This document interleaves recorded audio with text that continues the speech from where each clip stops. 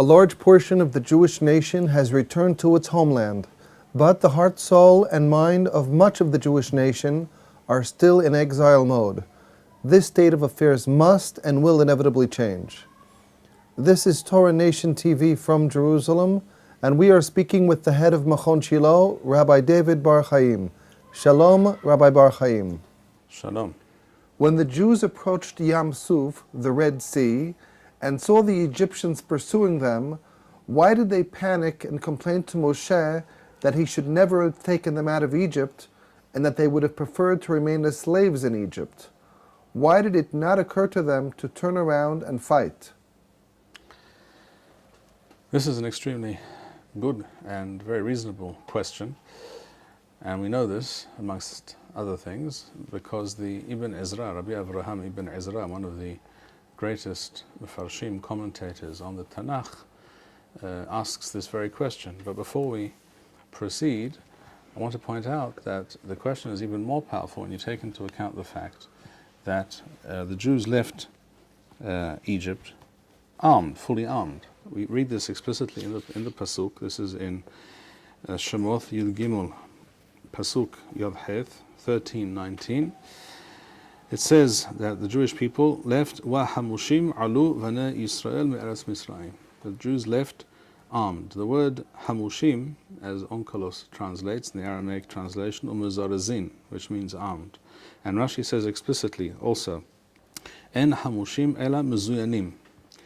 It is true that there is a midrash which explains hamushim as meaning 1/5, from the word hamesh, 5, that 1/5 of the Jews actually left Mitzrayim. But that is not the straightforward pshat, the simple meaning of the words, and that is why Rashi stressed en hamushim ela mezuyanim. Rashi stressed that this is the only straightforward explanation of the term. So there is no doubt that the Jews left in great numbers. There were 600,000 of them, men from the age of 20 upwards, and they also were armed. So why did it not occur to them to fight their enemy? Why did they complain to Moshe Rabbeinu and say, we would have preferred to remain slaves in Egypt rather than go out on this venture that you convinced us to accept or to undertake?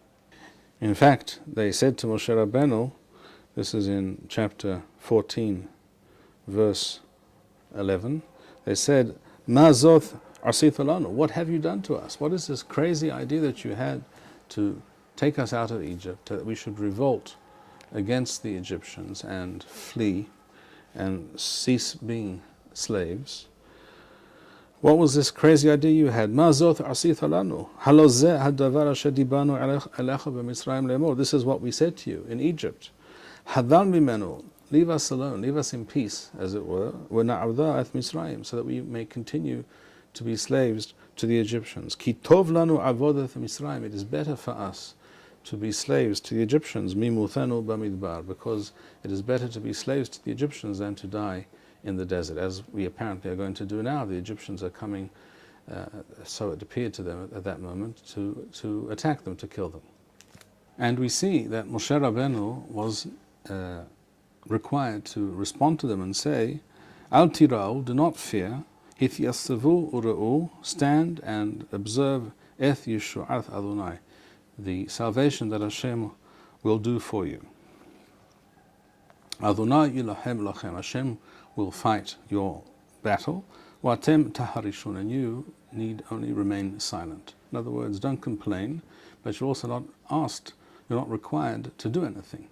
And Ibn Ezra, on these words, writes as follows. He says, how is it possible that a large nation, not a small nation by any means, we're talking at least 2 or 3 million people, if you have 600,000 men over the age of 20, and they're also armed, as we said, how did it not occur to them to turn around and face their enemy and fight them?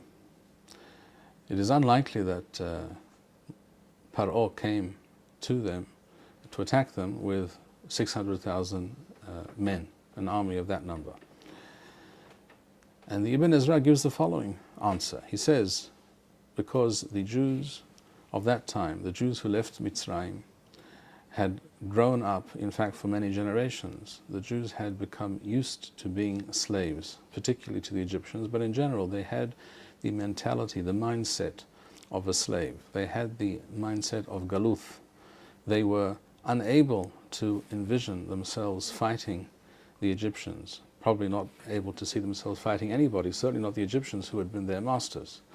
And the Ibn Ezra goes on to say, and this is also why Hashem in His wisdom found it necessary to do away with all those who left Egypt. They all died in the desert.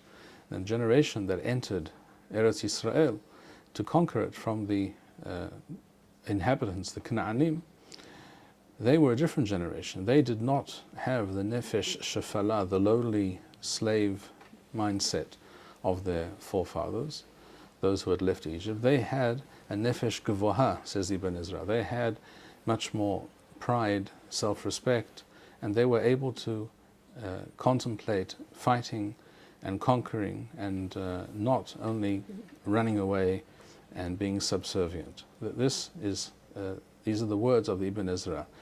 And in fact, the Ibn Ezra goes on to say, earlier, that is to say, in his commentary on Shemoth Perek Beth Pasuk Gimel 2-3, he says, this is why Hashem organized things in such a way that Moshe Rabbeinu would grow up in the royal household of Paro in Mitzrayim. He did not grow up amongst the Jews as a slave. In fact, he grew up as a person of royal lineage, a person of great power, prestige, who was honored and respected, who could almost get anything he wanted. This was necessary, says Ibn Ezra, for Moshe to be able to later carry out his purpose. If Moshe Rabbeinu had had the nefesh, had had the mindset of a slave, he could not possibly have stood up to Paro. He also would not have been able to strike and kill the Egyptian who was striking his fellow Jew, as we read there at the beginning of Sefer Shemoth. We see that no other Jew was willing to do this. The other Jews accepted that this Jew was being beaten by the Egyptian taskmaster. Moshe Rabbeinu couldn't accept this. And that is why it says, Vayifen ko v'cho vayarki en ish. Moshe Rabbeinu looked this way and that and saw that no one, according to one interpretation, that no one was willing to do anything about it. He was willing to do something, even at risk to himself. This is also, says Ibn Ezra, why we see later that Moshe Rabbeinu, when he ran off to Midian, when he had to flee because Paro was about to kill him, when he saw the daughters of Yithro being manhandled and dealt with improperly by the shepherds at the well, why he was willing to stand up for them. We see that Moshe Rabbeinu was a person who could not stand injustice and was willing to fight and willing to take a stand, not something that the Jews of that generation in Mitzrayim were known for.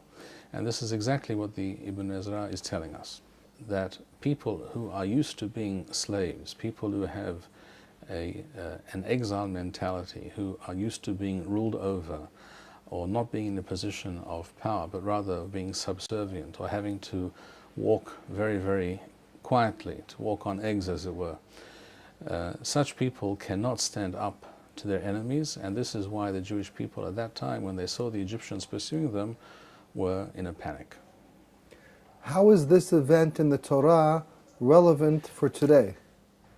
It seems to me very clear that this is all very relevant to the present day. We have today in the Torah world an ideology which is usually referred to as Haredi, which clearly, to my mind, is based in no small measure on exactly this kind of mindset, a galuth, exile mindset, even a mindset of slavery, of subjugation, of being subservient, certainly not of standing up for yourself, for your rights, certainly not being willing to fight, rather always preferring to run, to flee, rather than fight.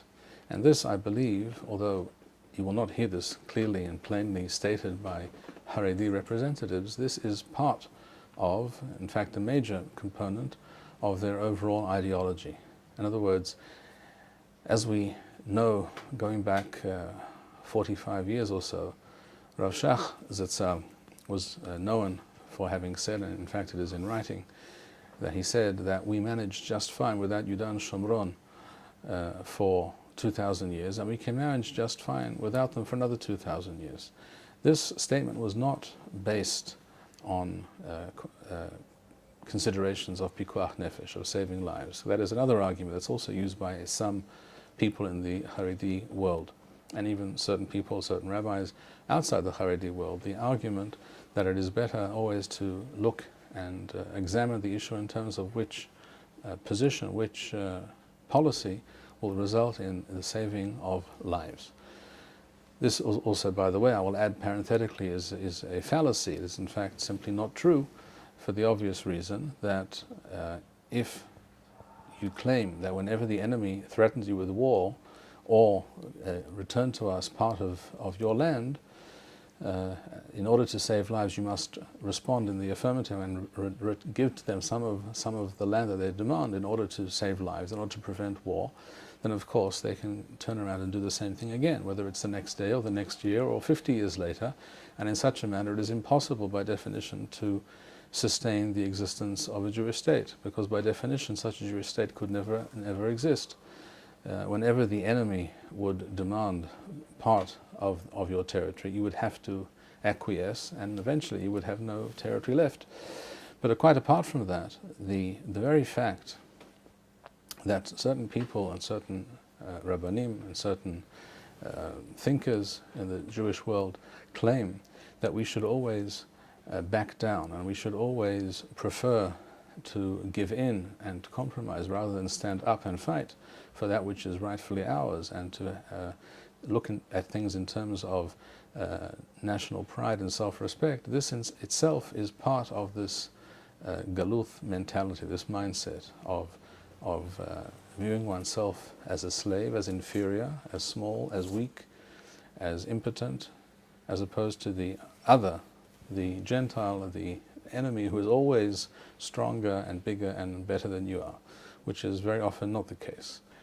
I'm reminded of a conversation I once had with my aunt, who was a very fine and very honorable lady. She herself survived Auschwitz, and she knows a lot about Jewish suffering and about what the non-Jewish world want to do to us when it can, as it has happened many times in history. She once said to me, living in Eretz Yisrael is a wonderful thing, but how can you live there?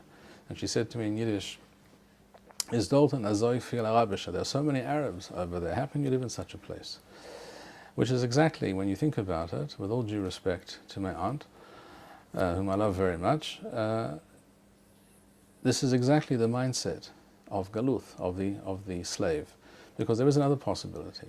The other possibility is that that we be scared of them, that they be scared of us. There is another possibility that we can fight and that we can win. And this is something that is entirely not new. We see this going back nearly 2,500 years ago, when Nehemiah, who was the newly appointed governor of the province of Judea, which was part of the Persian Empire, he found himself dealing with Jews who had returned from the exile in Persia, in Babylon, in Babel, to Yehuda, to the land of Eretz Yisrael, but they were largely people with this kind of exile and slave mentality, and so they were used to being pushed around and being threatened by their neighbors, because there were other peoples that had invaded the country, that had taken up residence in the country in our absence. And these people are mentioned at the beginning of the 4th chapter in the Sefer Nehemiah. It says, when Nehemiah began to implement his policy, and he of course was not such a person, he had a much more proactive and much more nationalistic view of things. And he also had the permission of the Persian emperor to do so. He proposed to rebuild the wall around Yerushalayim, so that Yerushalayim would be a strong, fortified city that could not be threatened by by the people about, by its enemies. And it says, "Vayhi chasher shama sanvelat," etc. All these different nations mentioned here, the Aravim and the Ammonim and the Ashdodim, different tribes and peoples who lived in different parts of the country. They did not look with any favor on this idea that the Jews would be becoming stronger and be able to defend themselves. They didn't like this at all. In fact, they planned to attack the Jews who were rebuilding the wall, so as to put an end to this project, so that Yerushalayim would remain a city that was easily threatened and easily at risk. And Nehemiah had to organize the people of Yerushalayim and had to form work teams and defense teams in order to protect the workforce that was working on the wall and to protect the city at night until the wall was completed. And then we read in Perek Dalet, chapter 4, Pasuk Het, verse 8, I said to all the people and their leaders, Al tira'u mipneihem, do not fear them. In other words, he had to speak to them thus because they did fear them. They did not really believe they could stand up for themselves, and he had to exhort them and say, Eth Adonai agadol v'norah zechor, remember the great God in whom we believe, Wahilahamu al ahichem, and be willing to fight for your brothers, Benechem uvnotechem, for your sons and your daughters, Neshechem uvatechem, for your women and for your homes. It was necessary to say this, even though it should not have been necessary. You would think these things are obvious. But no, they're not always obvious when the galuth, or a situation of slavery, of subjugation, of subservience, has inculcated in a people a psychological state in which they have no pride, no national feeling, and no willingness to fight. And this is something which has to be uprooted and discarded. Thank you, Rabbi Bar-Hayim. We would like to encourage our viewers to share these videos with friends and send in your responses. We would also like to suggest the following opportunity to our viewers. If you identify with Rabbi Bar-Hayim's message and would like to sponsor or dedicate a video interview with the rabbi in honor or memory of a loved one, if you would like to obtain Birkon Nusach Eretz Yisrael or invite the rabbi for a speaking engagement, please email us at office@machonshilo.org.